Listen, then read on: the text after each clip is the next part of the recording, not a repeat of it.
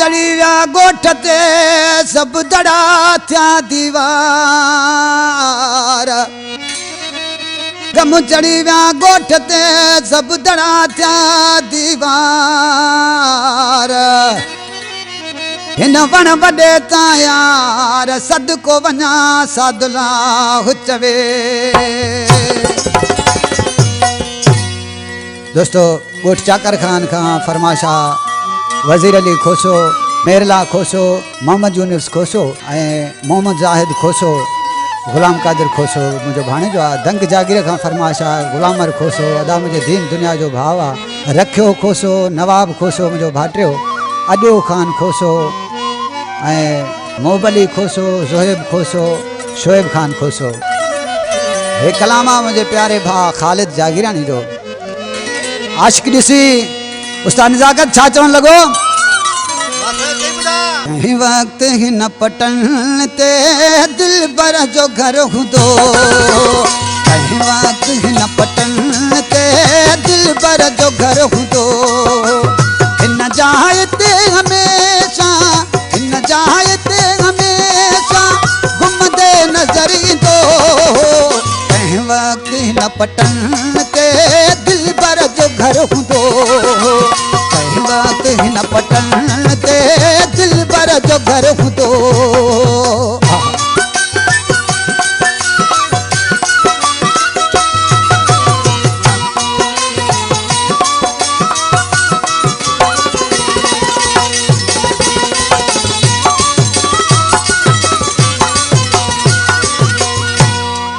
ओ अजकोट बि किरी पिया खाली आहिनि आहेरा,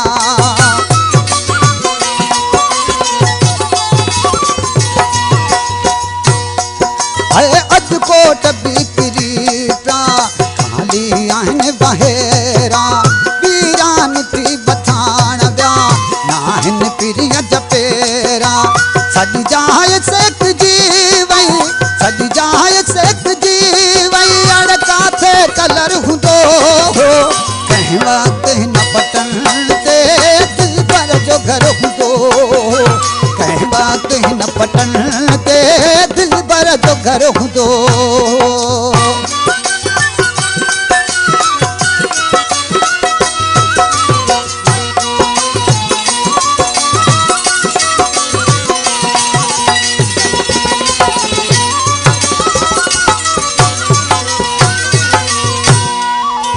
हिन वण वॾे ते कॾहिं मूंखे बिहारे,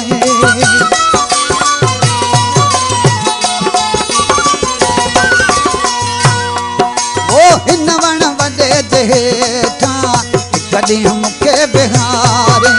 रोंदे डोरा पॾींदे मूंखे हीअं चयाई, वी दुसल ॾे तां छॾे, वी दुसल ॾे तां छॾे, इहा पतर कंदो। कंहिं वक़्तु हिन पटन ते दिलबर जो घर हूंदो, कंहिं वक़्तु हिन पटन ते दिलबर जो घर हूंदो।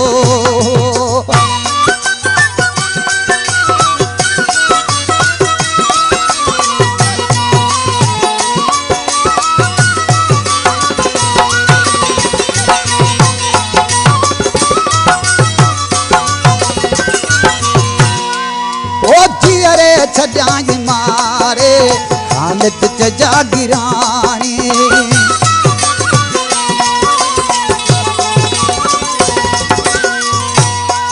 ओ जीअरे छॾियाई मारे ख़ालिद जागीरानी। तन्हा करे छॾे वियो न कयाई मोकिलाणी, पाड़े में हो पिरी ॼण, पाड़े में हो पिरी ॼण मूले शहर हूंदो। कंहिं वक़्तु हिन पटन ते दिलबर जो घर हूंदो, कंहिं वक़्तु हिन पटन ते दिलबर जो घर हूंदो। हिन जाइ ते हमेशा, हिन जाइ ते हमेशा घुमंदे नज़र ईंदो। कंहिं वक़्तु हिन पटन ते दिलबर जो घर हूंदो, कंहिं वक़्तु हिन पटन ते दिल पर जो घर हूंदो अल्लाह